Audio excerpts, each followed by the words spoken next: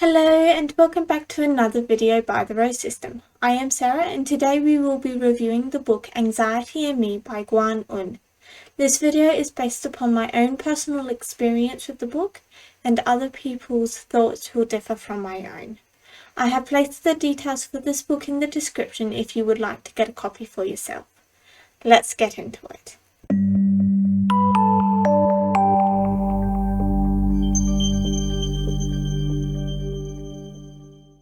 Anxiety and Me was given to me by a mentor who knew that I was reading a book I was struggling with.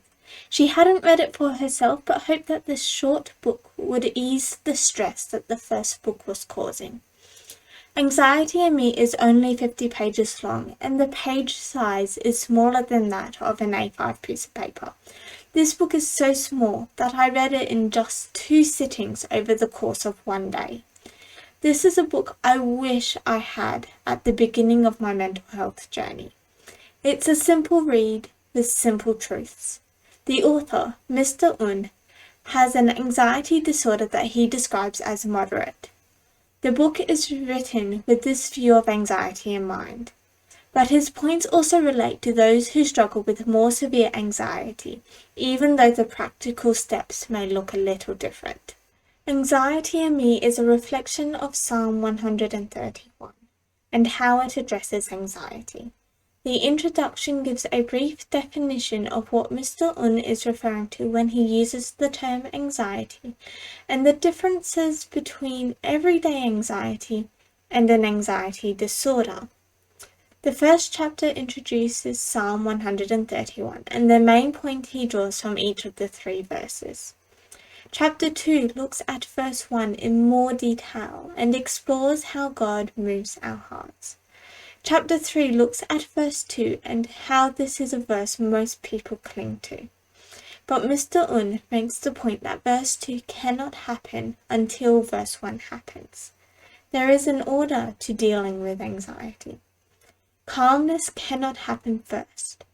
God shaping our hearts enables calmness to occur.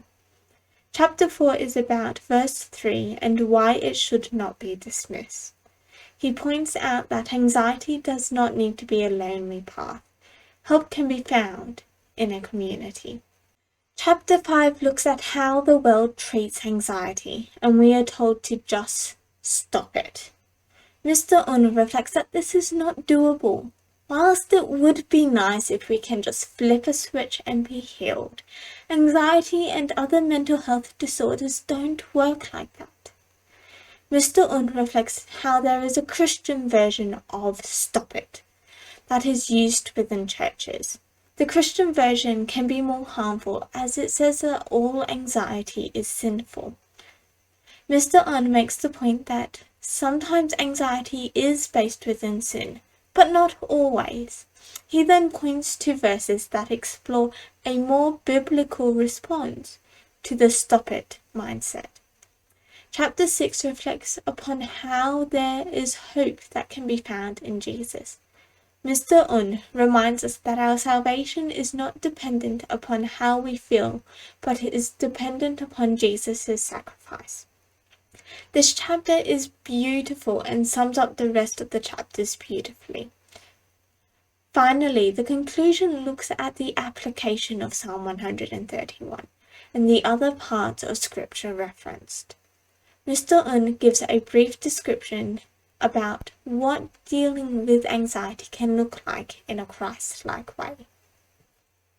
Mr. Un does not attempt to solve or heal anxiety in this book. He makes it clear that anxiety can be a lifelong journey, but his book points us back to God and the hope that we have in Jesus. It is beautifully worded in a way that makes the points clear. The book is an easy read and a quick read. Because of the length of the book, the store I got it through labelled it as a booklet. I love how this book is grounded in scripture. Whilst the book is centered in Psalm 131, Mr. Un draws upon other points of scripture. He reflects upon both Old Testament and New Testament passages. I do recommend this book. It is short enough and simple enough that if you are struggling to read, you can still enjoy and reflect upon the book. Whilst the message of the book also applies to more severe forms of anxiety, the book is written to those with moderate anxiety. The tone within the book could cause some discomfort with its simplicity. If it comes across that way, remember that this book is not promising healing, but is a reflection upon Psalm 131, with anxiety in mind. I give Anxiety in Me an 8 out of 10. It is short and sweet. Hopefully this book review has given you some direction as to whether this will be a good book for you. Please remember to read with a grain of salt if you do decide to read it. I have left the details for the book in the description below, along with a video made by Mr. Un. Thank you for watching this video. Please remember you are loved by the incredible God of the universe, and I will see you in the next video. Bye.